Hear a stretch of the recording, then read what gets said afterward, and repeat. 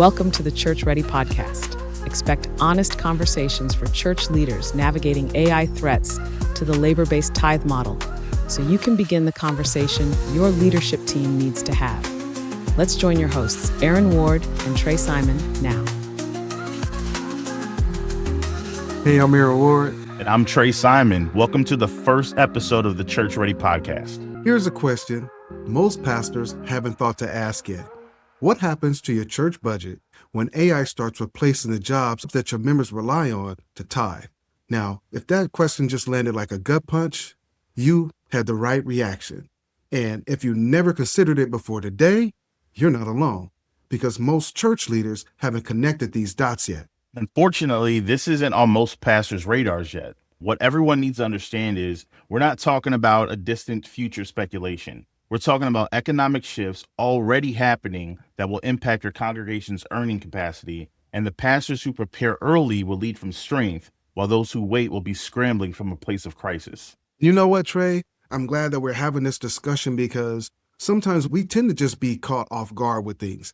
And this is an opportunity for us to really just get ahead of the problem that we see coming on the horizon.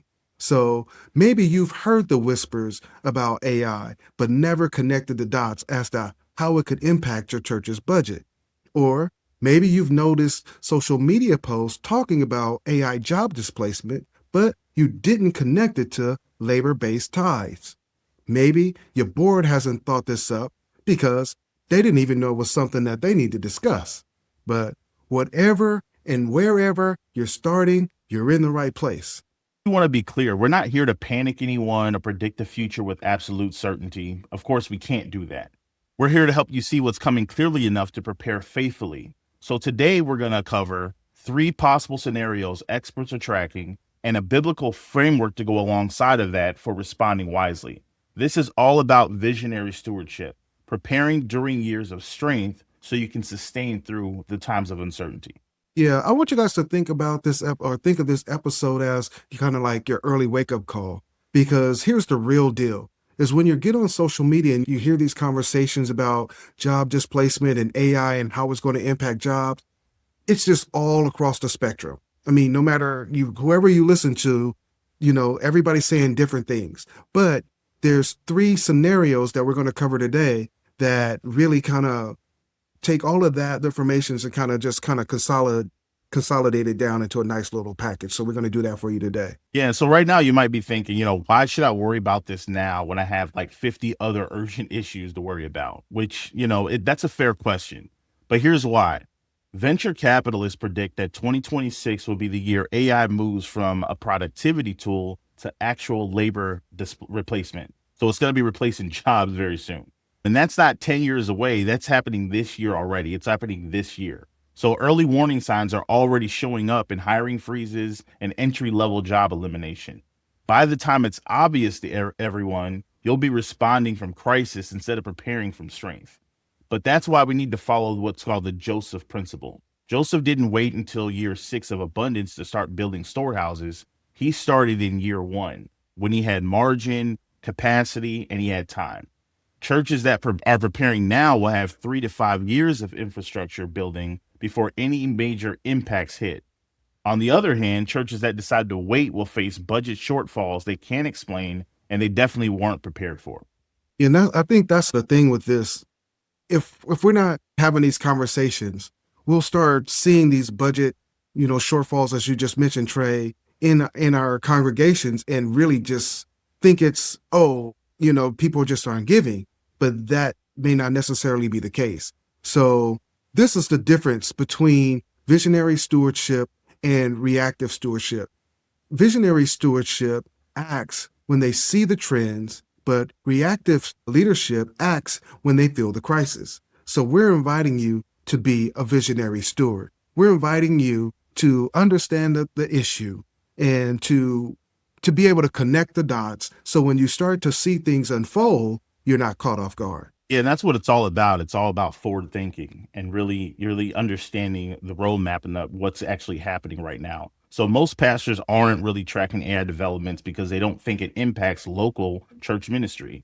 But economists, researchers, and business analysts all over the globe are talking about this nonstop. No one actually knows how fast or how deep these changes go, but experts are gathering around 3 different possibilities. So let's go ahead and just walk through what the data actually shows so we can equip you to lead from informed wisdom and not just speculation. So we're going to touch on all 3 of these scenarios. So scenario 1, this is what I like to call the gradual erosion or the slow burn. Here's what it looks like. Goldman Sachs estimates 6 to 7% of jobs could be displaced over the next decade.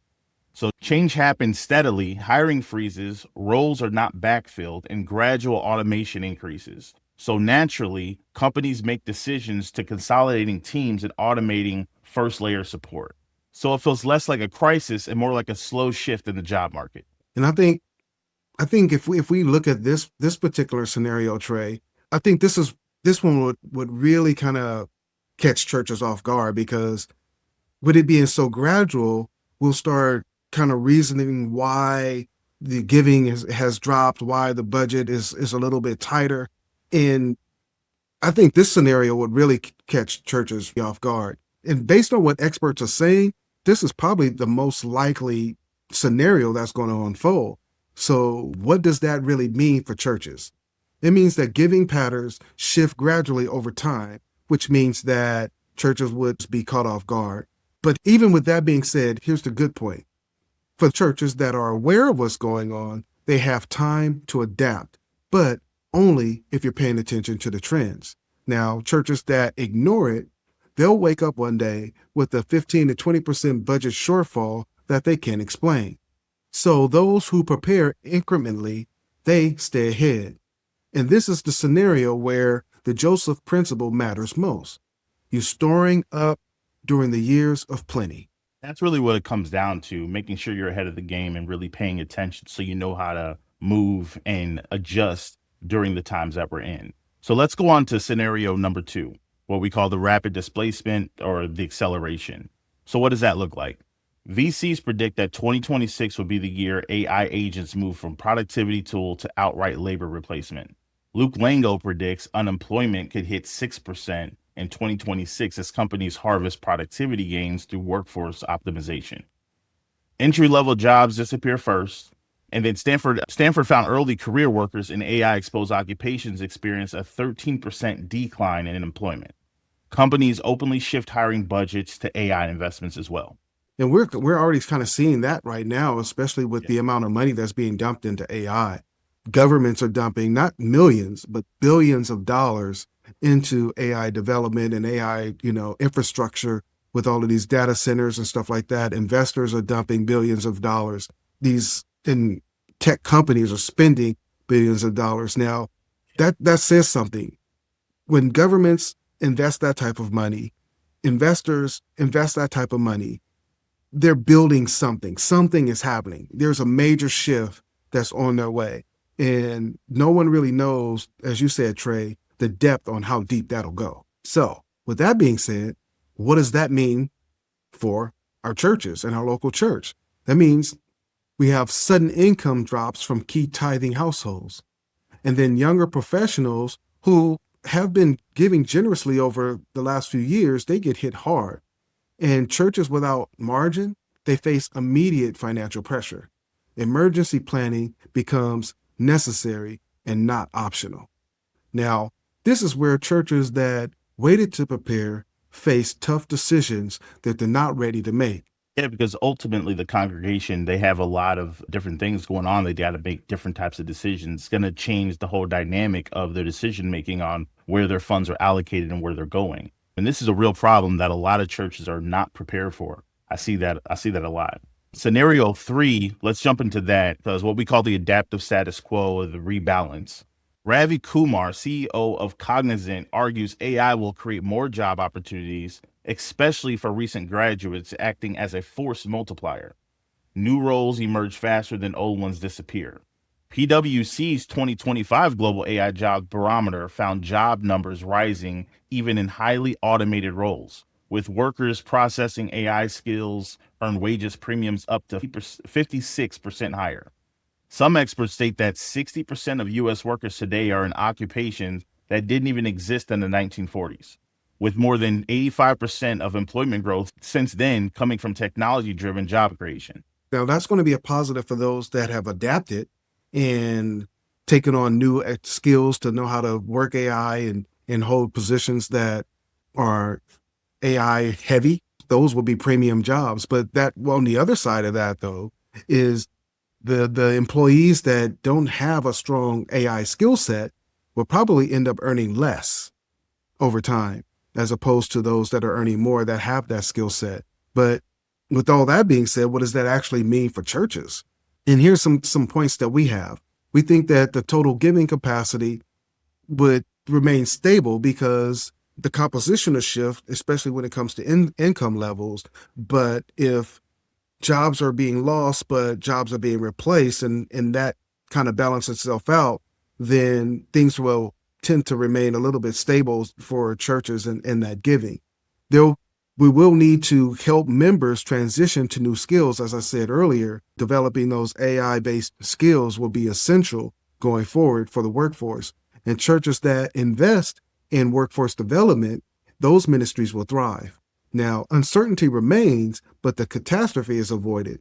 Now, this is where churches that build adaptive capacity can actually grow. But here's the caveat. This is probably the least likely scenario that's going to unfold. So here's the critical insight. We really don't know which scenario will unfold, but here's what we do know. Churches that build resilience across all three scenarios are prepared no matter what happens. That's planning from Visionary Stewardship. Amen. Now, Amen. If you're a pastor or a church leader, download our free pastoral report, When AI Replaces Your Tithers' Jobs, so you can begin the conversations your leadership team needs to have. There's a link in the show notes. So what does faithful leadership look like when you can't predict the future? Let me introduce you to a biblical principle we call the visionary stewardship. And it's exactly what Joseph practiced in Genesis 41. So the story is Pharaoh has a dream, 7 years of abundance, 7 years of famine. Joseph doesn't deny the famine or pretend faith means ignoring it. He prepares during the years of plenty. When famine comes, Egypt survives and blesses surrounding nations. So the principle and the key takeaway here is Joseph built infrastructure during the margins of abundance when he should have. Preparation from strength and not scrambling from weakness. That is overall visionary stewardship. Faithfully managing God's resources with future-oriented wisdom. It's not faithless anxiety, it's faith in action. We've been in ministry long enough to know that a lot of times we can get caught off guard. Amen. With things that come up, and we have to react, in that situation and in that moment to try to mitigate the damage or the negative consequences as much as possible. And right now we have the opportunity to not find ourselves in that space. Reactive leadership says we'll cross that bridge when we come to it, or God will provide without us actually taking any responsibility as a steward. Now, it also can say, if we have faith, we don't need to prepare. But here's the reality. God doesn't give us vision and allow us to see trends and expect us to just sit there and do nothing, right? We're supposed to be able to discern the seasons, right? And know and to be able to pray and see God for wisdom and how to function and move in those seasons. And that's exactly what visionary stewardship says. God gives us eyes to see trends and wisdom to respond. So we prepare as an act of faith, not instead of faith. Faithful stewards build resilience before a crisis hits. Now, both approaches trust God, but only one builds storehouses during the years of plenty. Yeah, and that's really what it comes down to, because we all know the storm comes no matter what. There's nothing we can do about that. The real question is, do you build with wisdom for such a time as this? Now, if you're feeling overwhelmed and asking, where do I even begin? That's exactly why we created the Pastoral Report. When AI replaces your tithers' jobs, it's free, it's comprehensive, and it's designed specifically for pastors and church leaders like you looking for answers. There's a link in the show notes below.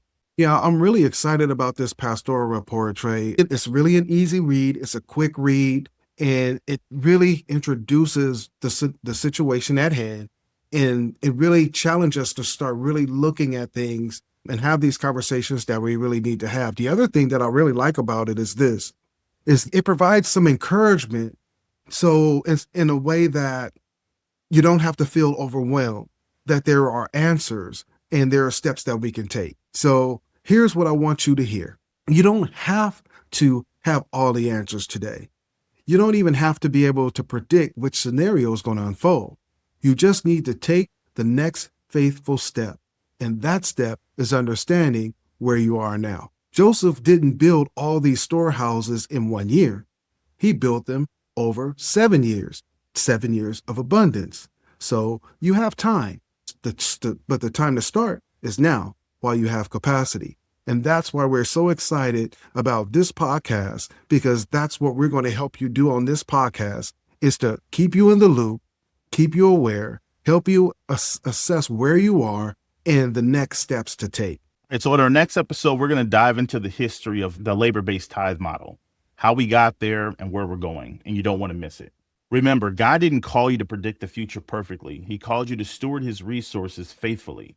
And faithful stewardship looks like Joseph, building infrastructure during the years of plenty. At the end of the day, you've got this, and we're just here to help. And we're looking forward to really helping you out. We're looking forward to having more conversations. We're looking forward to seeing how God helps you prepare. And we just really want to thank you for listening to our first episode of the Church Ready podcast. And until next week, lead well, steward wisely, and trust deeply. Amen.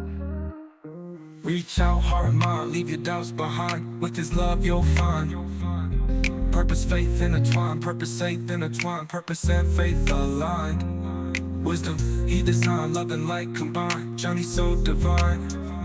Grow and shine, don't be afraid. With his word your strength displayed. Step by step he'll guide your way. Purpose, faith each day.